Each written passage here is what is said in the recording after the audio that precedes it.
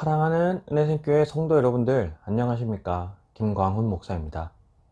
우리 오늘 하루도 하나님의 말씀을 통해 하나님의 크신 사랑과 그 은혜를 깨닫고 나아가서 오늘 하루 우리 이웃들과 이 세상에 그 하나님의 사랑과 은혜를 전하고 나타낼 수 있는 우리 귀한 하루, 귀한 성도들이 되었으면 좋겠습니다. 이 시간에 함께 살펴볼 하나님의 말씀은 여호수아 20장 1절에서 9절까지의 말씀입니다. 제가 한번 읽어드리도록 하겠습니다. 여호와께서 여호수아에게 말씀하여 이르시되 이스라엘 자손에게 말하여 이르기를 내가 모세를 통하여 너에게 말한 도피성들을 너희를 위해 정하여 부지 중에 실수로 사람을 죽인 자를 그리로 도망하게 하라. 이는 너희를 위해 피해 보복자를 피할 곳이니라. 이 성읍들 중에 하나에 도피하는 자는 그 성읍에 들어가는 문어기에 서서 그 성읍의 장로들의 귀에 자기의 사건을 말할 것이요 그들은 그를 성읍에 받아들여 한 곳을 주어 자기들 중에 거주하게 하고 피해 보복자가 그의 뒤를 따라온다 할지라도 그들은 그 살인자를 그의 손에 내주지 말지니 이는 본래 미워함이 없이 부지 중에 그의 이웃을 죽였습니다. 그 살인자는 회중 앞에 서서 재판을 받기까지 또는 그 당시 대제사장이 죽기까지 그 성읍에 거주하다가 그 후에 그 살인자는 그 성읍 곧 자기가 도망하여 나온 자기 성읍 자기 집으로 돌아갈지니라 하라 하시니라. 이에 그들이 납달리의 산지 갈릴리 게데스와 에브라임 산지의 세겜과 유다 산지의 기랏 아르바 곧 헤브론과 여르고 동쪽 요단 저쪽 르우벤 지파 중에서 평지 광야의 베셀과 갓 지파 중에서 길랏 라못과 므낫세 지파 중에서 바산 골란을 구별하였으니 이는 곧 이스라엘 모든 자손과 그들 중에 거류하는 거류민을 위하여 선정된 성읍들로서 누구든지 부지 중에 살해한 자가 그리로 도망하여 그가 회중 앞에 설 때까지 피해 보복자의 손에 죽지 아니하게 하기 위함이라. 아멘. 오늘 이 본문 말씀은 도피성이라고 하는 하나의 특별한 제도에 대해서 우리에게 알려주고 있습니다. 이 도피성이라는 제도는 하나님께서 직접 제정하셔서 이스라엘 백성들에게 이 도피성이라는 제도를 지키도록 이 도피성이라는 제도를 운영하도록 명령하고 있습니다. 그래서 오늘 이 여호수아에게 하나님께서 모세에게 미리 먼저 한번 말씀해 주셨던 이 도피성이라는 것을 이제 가나안 땅에 들어와서 그 땅을 다 정복하고 분배했기 때문에 이 도피성이라는 것을 세우도록 명령하고 말씀하고 계십니다. 1절부터 보겠습니다. 여호와께서 여호수아에게 말씀하여 이르시되 이스라엘 자손에게 말하여 이르기를 내가 모세를 통하여 너에게 말한 도피성들을 너희를 위해 정하여.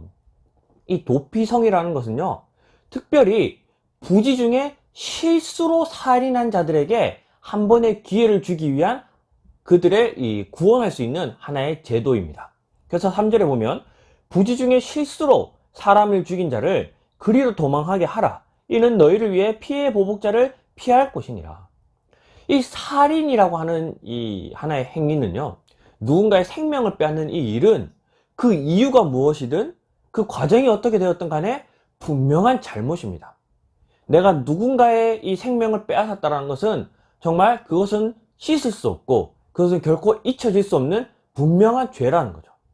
그러나 그 죄를 범했음에도 불구하고 내가 일부러 고의적으로 그게 잘못인 걸 알면서 행한 것이 아니라 부지 중에 그러니까 그것을 알지 못한 상태에서 실수로 그러한 상황이 벌어졌을 그러한 사람들을 위해 하나님께서 베푸신 하나의 이런 그 사람들을 위한 이 희생의 방편이라는 거죠. 그래도 우리가 이 도피성에 대해서 우리 조금 더 생각을 해보면요 먼저 이 도피성의 제도가 좀 특별한데요 4절입니다. 이 성읍들 중에 하나에 도피하는 자는 그 성읍에 들어가는 문 어귀에 서서 그 성읍의 장로의 귀에 자기의 사건을 말할 것이요 그들은 그를 성읍에 받아들여 한 곳을 주어 자기들 중에 거주하게 하고. 먼저 이 살인이라고 하는 죄를 범한 이 사람은 도피성까지 도망을 가고 그 도피성 앞 문 어귀에 서서 그 도피성에 거주하는 장로들 앞에 자신의 죄를 다 고백해야 합니다. 자신이 어떠한 상황 속에 있는지 자신이 왜 이런 상황에 놓이게 되었는지를 다 털어놓고 난다면 이제 그 도피성에 거주하는 사람들은 그 도피성으로 도망오는 그 사람을 도피성 안으로 받아 주어야 한다는 거죠. 그래서 5절에 피해 보복자가 그의 뒤를 따라온다 할지라도 그들은 그 살인자를 그의 손에 내주지 말지니 이는 본래 미워함이 없이 부지 중에 그의 이웃을 죽였습니다. 이처럼 도피성에 도착하여 자신의 잘못을 그 도피성의 장로들에게 고하고 난 이후에 도피성 안에서 보호를 받도록 하나님께서 허락하셨다는 겁니다. 그리고 두 번째는요, 6절입니다. 그 살인자는 회중 앞에 서서 재판을 받기까지, 이제 도피성으로 도망온 그 사람은 회중 앞에서 재판을 받아야 하는데, 이 재판이라는 것은 그 도망쳐온 사람이 자신이 부지 중에, 그러니까 그게 잘못인 줄 모르고 행했거나 혹은 실수로 행하였다는 것을 그 도피성 안에 거주하는 이 백성들 앞에서 증명해내야 합니다. 이게 무슨 말이냐면요, 자신이 그런 실수를 범하고 다시는 그런 실수를 범하지 않고, 혹은 자신이 그게 잘못인 줄 모르고 행했다면 이제는 명확하게 자신이 그런 행했던 일들이 잘못이라는 것을 깨닫고 이제는 그러한 삶을 살지 않는다는 것을 백성들 안에서 삶으로 나타내고 보여주어야 한다는 거죠. 그래서 백성들은 그 사람의 삶을 보면서, 그래, 저 사람은 이제 분명히 반성하고 있구나, 아, 저 사람은 이제 그런 잘못을 다시는 범하지 않을 것 같구나 라고 백성들이 그를 받아줘야지만 도피성 안에서 그 사람은 계속해서 거주할 수 있었습니다. 그리고 마지막 세 번째는요, 계속해서 6절에 보면, 또는 그 당시 대제사장이 죽기까지 그 성읍에 거주하다가 그 후에 그 살인자는 그 성읍, 또 자기가 도망하여 나온 자기 성읍, 자기 집으로 돌아갈지니라 하라 하시니라. 대제사장, 자신이 도망쳐왔던 그 도피성에서 자신이 도망쳐왔던 그 시기에 대제사장이 죽게 되면 이 살인자는 이제 완전한 자유를 얻게 된다는 겁니다.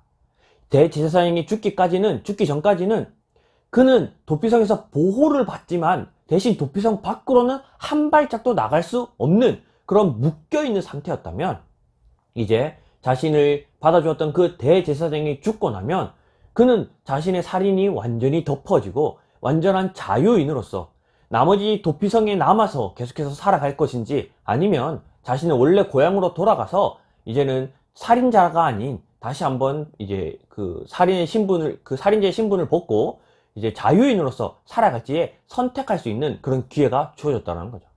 이처럼 도피성에는 특별한 제도 세 가지가 있는데요, 제사장 장로들 앞에서 자신의 죄를 고함으로 도피성 안에 보호를 받고, 도피성 안에서 도피성에 거주하는 이 회중들, 백성들에게 자신의 삶을 나타내고 증명해 보이고, 그리고 난 뒤에 대제사장의 죽음으로써 완전한 자유를 얻게 된다라는 이러한 특별한 제도를 가지고 있습니다.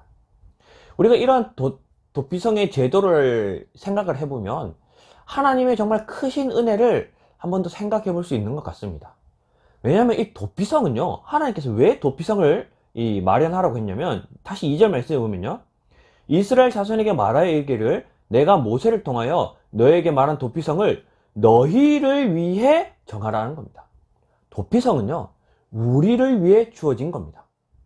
도피성이 특별한 제도가 우리의 삶에 한번 우리가 조금 생각을 해보면요, 우리는 수많은 죄를 짓고 살아갔습니다. 결코 씻을 수 없는 죄들을 짓고 살아갔다는 거죠.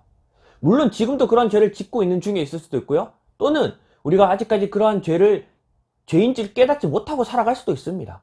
그러나 그게 우리가 죄인지를 깨닫지 못할 뿐이지 우리는 결코 씻을 수 없는 그러한 죄를 명백하게 짓고 살아간 죄인이었다는 거죠. 그러나 우리가 지금 그게 죄라는 것을 깨닫고 우리의 무지를 깨닫고 하나님 앞에 나가서, 하나님, 내가 이런 죄인입니다, 나의 죄를 용서해 주시옵소서, 우리의 죄를 구할 때에 하나님은 우리를 보호해 주시고 지켜주시고 받아주시고 용서해 주시겠다라고 약속하셨습니다.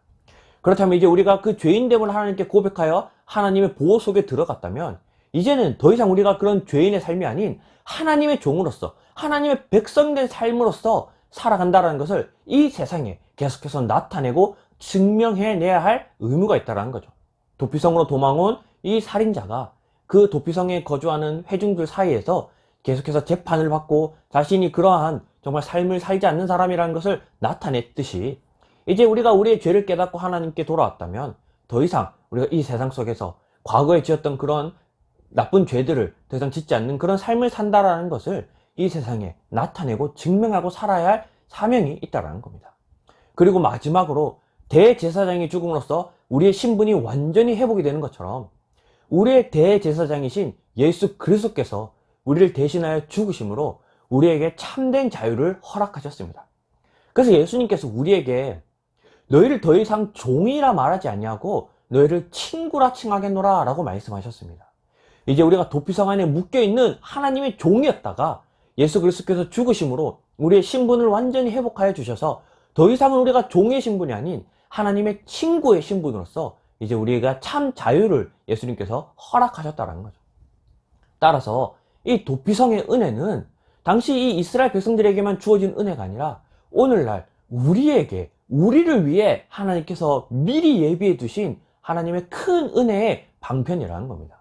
그래서 우리가 이 하나님의 은혜 속에 거할 때에 보호를 받고, 그리고 우리가 그 보호 속에서 이제는 달라진, 변화된 새로운 새 사람을 살아낼 수 있는 그런 삶이라는 것을 매일매일 살아낼 때에 대제사장이신 예수 그리스도께서 우리를 대신하여 죽어주심으로, 우리를 대신하여 십자가 지어주심으로 우리의 죄가 완전히 이제 하나님 앞에 씻김을 받고 다시 한번 새로운 신분을 회복받는 그런 큰 은혜가 우리에게 주어졌다는 사실을 기억하시길 바랍니다. 그래서 오늘 하루 이 말씀을 기억하면서 우리를 용서해 주시고 우리를 사랑해 주시고 우리를 회복해 주신 그 하나님의 사랑을 잊지 않고 오늘 하루를 살아낼 수 있는 귀한 성도들이 되었으면 좋겠습니다. 그래서 오늘 이 말씀을 통해서 우리가 좀 실천했으면 좋겠는 것은요, 용서와 전도입니다.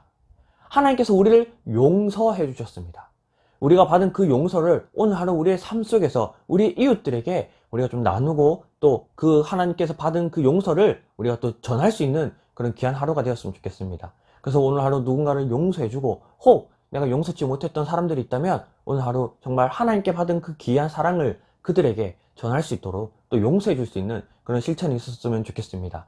또한 이 도피성이라는 것은요, 읽진 않았지만 7절부터 9절까지에 하나님께서 요단강을 중심으로 우리 서쪽에 3군데, 동쪽에 3군데를 마련해서 누구든지, 9절에 보면 이는 곧 이스라엘 모든 자손과 그들 중에 거류하는 거류민을 위하여 선정된 성읍들로서 누구든지 부지 중에 살인한 자가 그리로 도망하여 그가 회중 앞에 설 때까지 피해 보복자의 손에 죽지 아니하게 하기 위함이라 라고 말하고 있습니다. 이 말은 우리만 구원받는 것이 아니라 누구든지 그 하나님의 도피성 속에서, 하나님의 그 은혜 속에서 도움을 받고 구원을 받을 자격이 있다라는 겁니다. 그렇다면 내가 먼저 용서를 받았기 때문에 오늘 용서를 실천하고, 또 이제는 나아가서 이 하나님의 도피성의 은혜, 하나님의 구원의 은혜, 이 복된 소식을 모르는 우리 이웃들에게, 그들에게 하나님의 구원의 소식을, 하나님의 사랑의 소식을 전할 수 있는 그런 오늘의 전도가 있는 그런 귀한 하루가 되었으면 좋겠습니다. 그래서 오늘 하루 우리 누군가를 용서해주는 실천과 또 누군가에게 하나님의 사랑을 전할 수 있는 전도가 있는 그런 실천이 있는 하루가 되었으면 좋겠습니다. 그래서 오늘 또 2가지를 기도하면서 하루를 시작했으면 좋겠는데요. 먼저 우리 자기 자신을 위해서 기도하도록 하겠습니다. 우리의 죄를 하나님께 고함으로 하나님의 보호 속에서 정말 하나님의 백성된 삶을 살아내므로 정말 우리의 신분이 회복되는 그 은혜를 누린 자들로서 오늘 하루 그 사랑을 잊지 않고 살아갈 수 있도록 우리 자기 자신을 위해 기도했으면 좋겠고요. 2번째는 우리 이웃들을 위해서 기도했으면 좋겠습니다. 아직도 무지 중에서 자신이 살아가는 게 죄악된 삶인 줄 모르고 죄인 줄을 모르고 살아가는 그런 이웃들, 혹은 하나님의 이 구원의 복된 소식, 이 우리를 용서해 주시고 우리를 지켜 주시는, 우리를 보호해 주시는 이 복된 소식을 몰라서 하나님께로부터 피하지 못하는 그런 자들, 그런 이웃들도 있을 수 있습니다.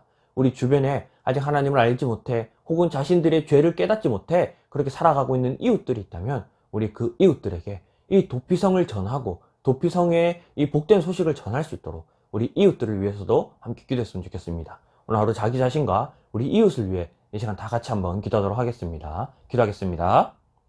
사랑이 많으신 하나님, 감사합니다.